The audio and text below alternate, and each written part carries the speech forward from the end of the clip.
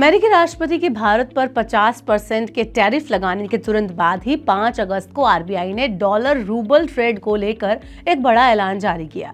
क्या भारत अब ट्रंप का जवाब रूस से तेल खरीद के देने वाला है? क्यों हो रही है डी डॉलराइजेशन पर फिर से बहस? क्या आसान होने वाला है? इंडिया यूएस ट्रेड की जगह इंडिया रशिया ट्रेड की बातें क्यों हो रही हैं? क्या अब रशिया भारत में बड़े पैमाने पर इन्वेस्टमेंट करने वाला है? क्या है ये पूरा मामला? चलिए इस वीडियो में मैं आपको बताती हूँ। Hello and welcome to morning 9। मैं हूँ मीनू शर्मा। कुछ दिनों से एक टॉपिक फिर से सुर्खियों में आ गया है, भारत रशिया की दोस्ती। हमने ये देखा है कि कैसे हमारे एनएसए अजीत डोभाल कुछ दिन पहले रूस गए थे और प्रधानमंत्री नरेंद्र मोदी ने रूसी राष्ट्रपति व्लादिमीर पुतिन से टेलीफोनिक कॉल पर बात की और उनको भारत आने का न्योता तक दे दिया। ये सब कुछ ऐसे टाइम में हो रहा है जब अमेरिका हमारे रूस से रिलेशंस को लेकर काफी स्पेक्टिकल है। तो इस कहानी के सूत्रधार हैं अमेरिकी राष्ट्रपति डोनाल्ड ट्रंप भाई साहब, जिन्होंने भारत के रशिया पर सैंक्शंस के बावजूद रशियन ऑयल के इंपोर्ट और उसे इंटरनेशनल मार्केट में सेल करने को लेकर उससे प्रॉफिट कमाने तक का आरोप लगाते हुए भारत पर 50% तक का इंपोर्ट टैरिफ लगाने का ऐलान कर दिया। इसके तुरंत बाद ही 5 अगस्त को भारतीय रिजर्व बैंक ने एक बड़ा कदम उठाते हुए रुपए रूबल ट्रेड में एक बड़ी सहूलियत दी।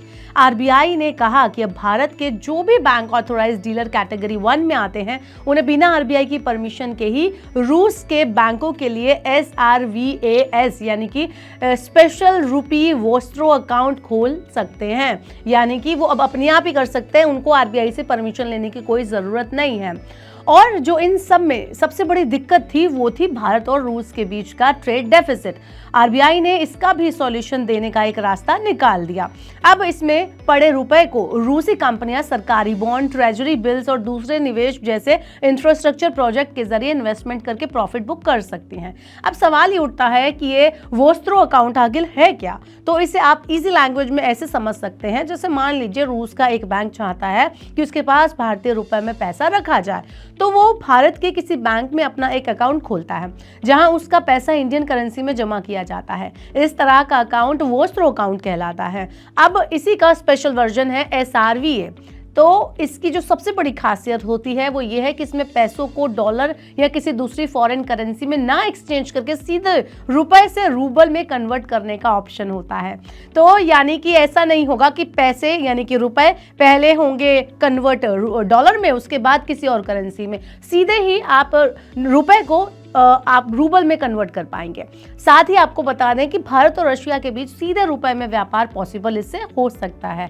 यहाँ डॉलर या किसी तीसरी करेंसी में कन्वर्ट करने की कोई ज़रूरत नहीं होगी। खास तौर पर क्रूड ऑयल के ट्रेड में इसका बहुत ज़्यादा इस्तेमाल होता है। जो पहले भारत रूस से तेल खरीदता था तो उसे पेमेंट डॉलर में करना पड़ता था। पैसों को पहले रुपए से डॉलर में कन्वर्ट करते थे, फिर डॉलर से रूबल में बदलना पड़ता था। काफ़ी ज़्यादा लंबा प्रोसेस हो जाता था और बहुत ही हैक्टिक भी हो जाता था। और इतना ही नहीं, इस पूरे प्रोसेस में हर एक स्टेप में टाइम और कन्वर्जन चार्जेस दोनों लगते थे, यानी कि टाइम भी बर्बाद होता था और चार्जेस भी लगते थे। लेकिन SRVA के जरिए इसको सॉर्ट आउट करने की कोशिश की जा रही है। भारतीय ऑयल कंपनियां अब सीधे रुपए में पेमेंट करती हैं, वो रुपए स्पेशल रुपी वोस्ट्रो अकाउंट में जमा हो जाते हैं। अब इसमें क्या क्या प्रॉब्लम्स आ रही हैं उस पर भी जरा बात कर लेते हैं। तो रूबल की वैल्यू बार बार बदलती रहती है।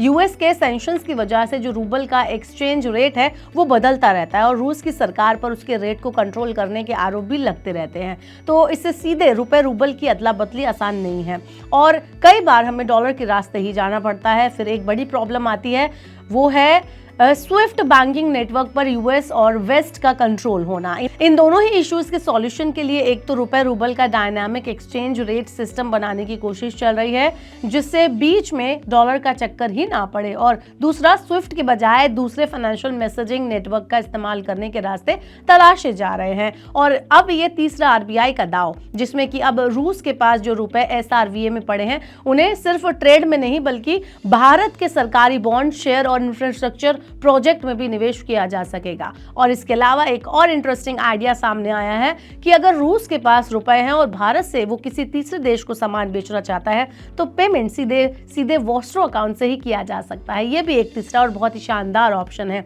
यानी अब रुपए का इस्तेमाल भारत से तीसरे देश को एक्सपोर्ट पेमेंट में भी हो पाएगा। रुपया एक तरह से हार्ड करेंसी की तरह यूज किया जाएगा और इतना ही नहीं, इसके अलावा एक जो सबसे बड़ा मास्टर प्लान है जिसके लिए बात चल रही है वो है ट्राइलेटरल सेटलमेंट मैकेनिज्म का इम्प्लीमेंटेशन, जिसमें यूएई जैसे देश शामिल हैं ताकि 3 देशों के बीच बिना डॉलर का इस्तेमाल किए पेमेंट के रास्ते खोले जा सकें। तो आरबीआई का ये फैसला इतना अहम इसलिए माना जा रहा है क्योंकि पहले बैंकों को हर एसआरवीए खोलने के लिए आरबीआई से परमिशन लेनी पड़ती थी। मतलब जो फाइल है वो इधर से उधर घूमती रहती थी, टाइम लगता था, वेस्ट होता था टाइम, और कभी कभी ये डील स्लो हो जाती थी। लेकिन अब बैंक खुद से ये अकाउंट खोल सकते हैं बिना किसी परमिशन के, जिससे बिलिंग, पेमेंट और सेटलमेंट का काम तेजी से हो सकता है, जिसमें कई चुनौतियां शामिल होती हैं।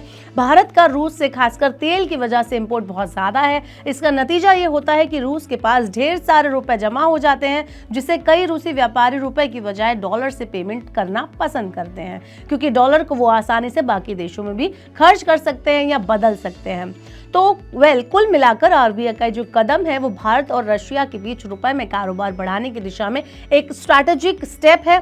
इससे ना सिर्फ पेमेंट तेज होंगे बल्कि भारत की कोशिश है कि रुपया इंटरनेशनल ट्रेड में एक बड़ी करेंसी बनकर उभरे और उसकी जगह डॉलर, यूरो, पाउंड और येन जैसी करेंसीज में बन जाए। तो इस तरह से आपका क्या कहना है इस वीडियो पे, आप हमें बता सकते हैं। स्टेप को आप कैसे लेते हैं, आप अपना फीडबैक हमें कमेंट बॉक्स में दें। ऐसे ही और वीडियोस के लिए देखते रहिए Money9 और सब्सक्राइब करें Money9 का यूट्यूब चैनल।